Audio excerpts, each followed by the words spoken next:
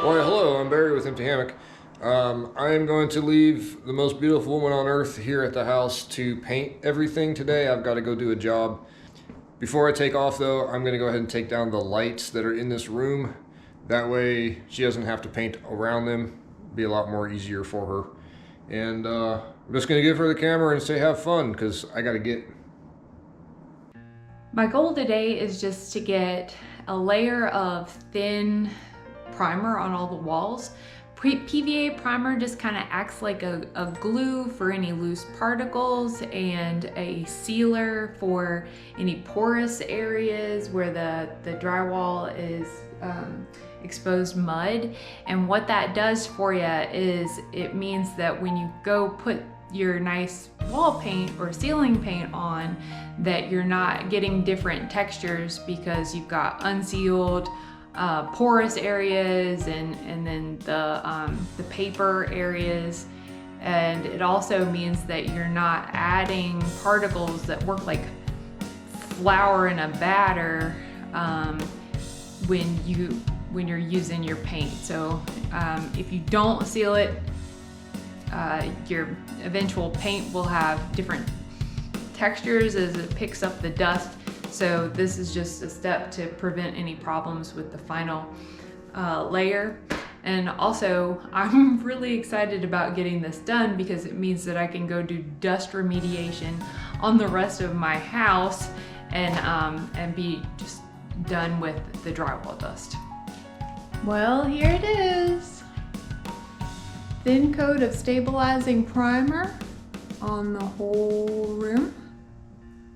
I was pretty shocked that that little bit of PVA primer was able to last for the whole room. I was scraping out every speck that I could get out of that bucket, but it worked out, and so we will be able to move on to the next step.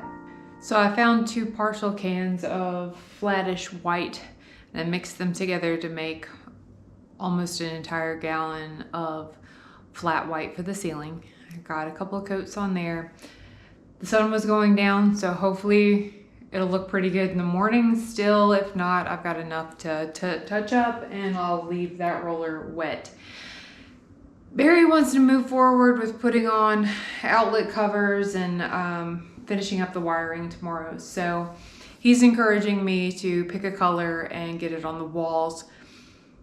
I don't have time to sit and stare at paint chips. So what I'm gonna do is I'm gonna use up the almost full gallon I have left over from my living room. It's one of those chameleon colors where it's gray, green, grayish, depending on the light. And the light in here is completely different. So it might look totally disgusting with the floor. I have a sample here. The floor is gonna be really dark. But after the room is done, I can always stare at paint chips and pick something else, and it won't be hard for me to swap it out. Hey, I don't know what this color looks like on your monitor at home, but it looks very different than it looks in my living room, but all the lights are a different temperature than what's in the living room. I don't know if I love it, but in the morning, in the daylight, I'll see what I think it looks like flooded with the blue sunlight, and make a decision. I've got enough to put a second coat on it in the morning if I decide to stick with it.